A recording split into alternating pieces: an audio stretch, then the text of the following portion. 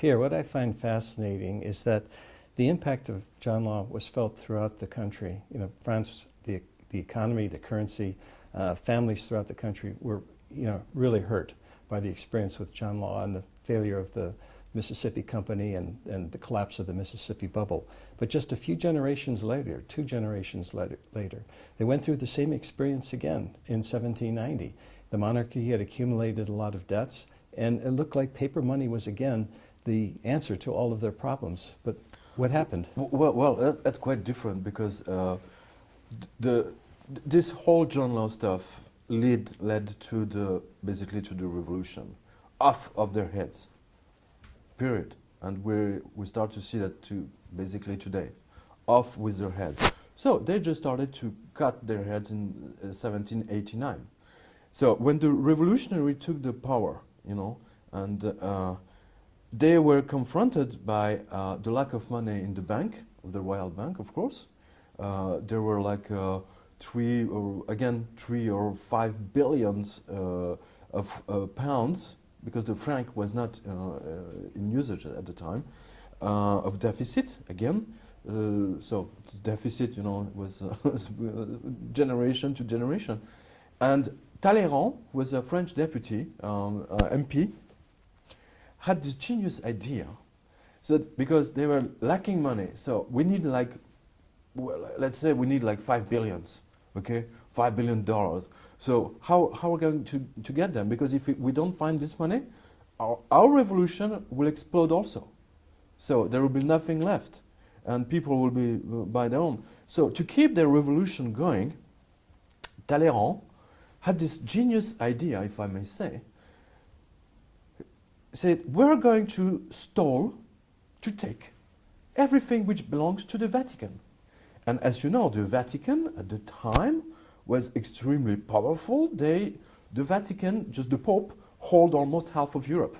He hold half of Italy, part of France, something in Germany and some other country, and Spain, of course.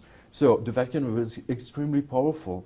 They hold part of south of France, Le Vaucluse, for instance. And the French Revolution said, okay, God is dead.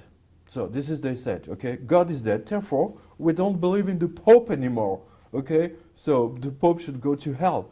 So we're going to take everything which belongs to the Vatican in France, and this is the idea.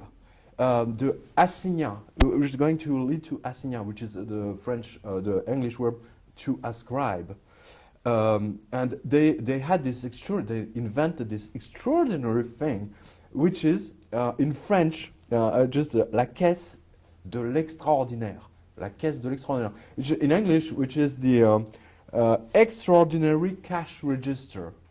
You can't make that up. And this extraordinary cash register was made to sell everything which they take from the Vatican. So they confiscated the land from all everything, from the buildings, from the Vatican, churches, people, and everything. Everything. And they created this assignat in order to sell all of this property to raise money to pay for the deficits. Exactly. So they say you can buy everything, but to buy it you need to buy first the paper, the assignat, the ascribe, for you to be able to get the lands and the property or whatever. And this drove people nuts because they were so happy, finally, to destroy everything the church has done at this time. And the situation of the church was very, very peculiar in France, because there were some very high prelates, cardinal eminences and all this, who were like rich, like they were like billionaire. They were like Warren Buffett at their time. And the priest in the lost village in the middle of France, who almost had barely anything to eat. That was very, very strange. So the revolution put everything down, and they started to sell everything which belonged to the Vatican. The Pope went berserk in Rome, so he just went nuts.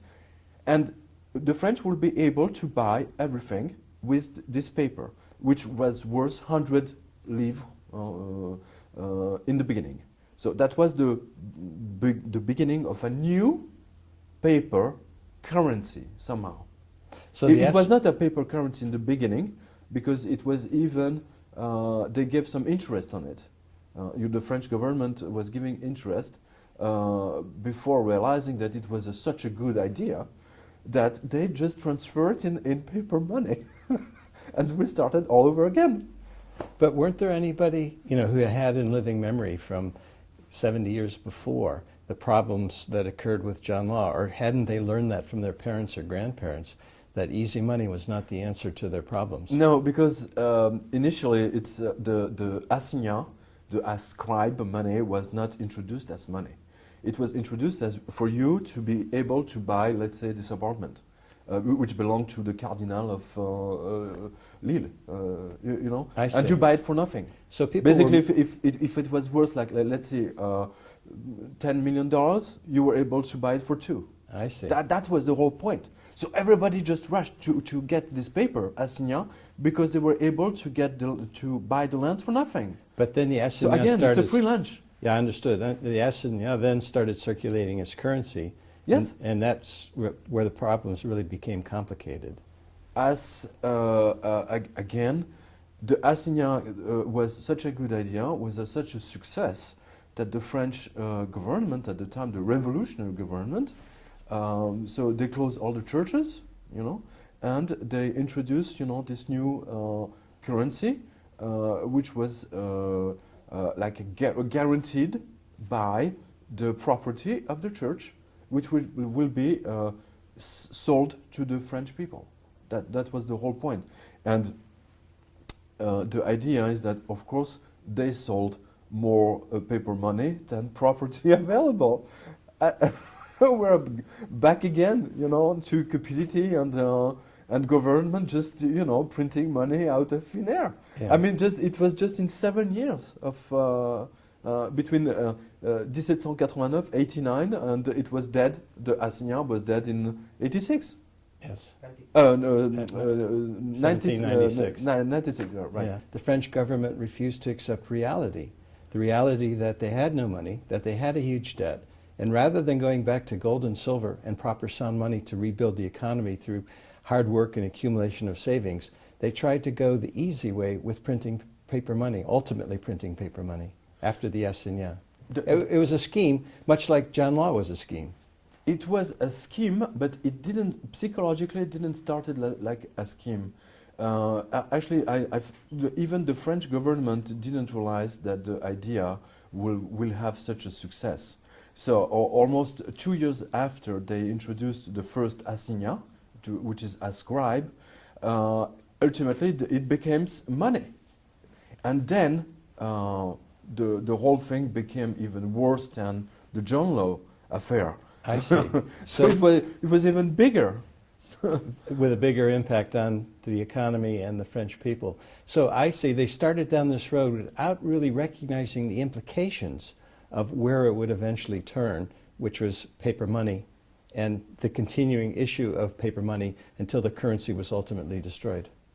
Well, for the French government, the revolution, don't forget, it was a revolutionary French government, and for them, the most important was to control everybody. And it was also the important to control the money. It was, you had a law, again, which forbade to French people to use gold coins and silver coins. Exactly like 50 years before. It was weird. The same mistake were made, but they didn't care. And every French people who accepted gold coins could be thrown in jail again. So the government, instead of turning to free markets and sound money and the right of individuals to contract with one another, it once again ultimately turned the wrong way, Exactly. which was control, fiat currency, and force. Exactly, because they can do whatever they want. If you can imagine, in this law they introduced, if a French ask another French, how do you pay? Do you pay with assignat or do you pay with gold coins? Just the fact that he asked the question was passible of jail. Hello? Yeah. I mean, this is nuts. Because Specifically, the history repeats, and we keep making the same mistakes.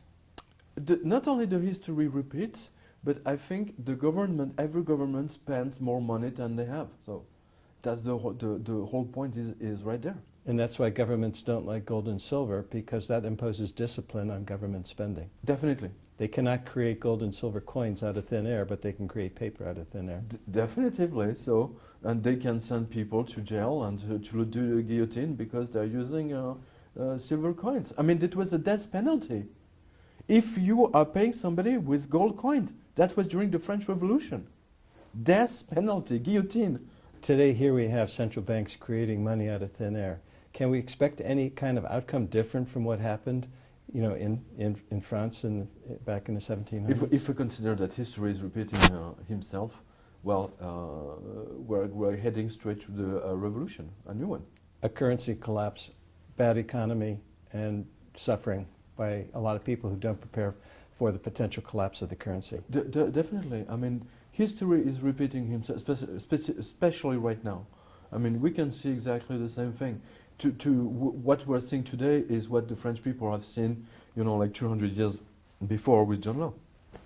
So Same thing. I think the bottom line is that people should get their history books out and see what's happened before. Yeah, but people are too lazy to open, you know, their school books. So Hopefully they'll be watching this video.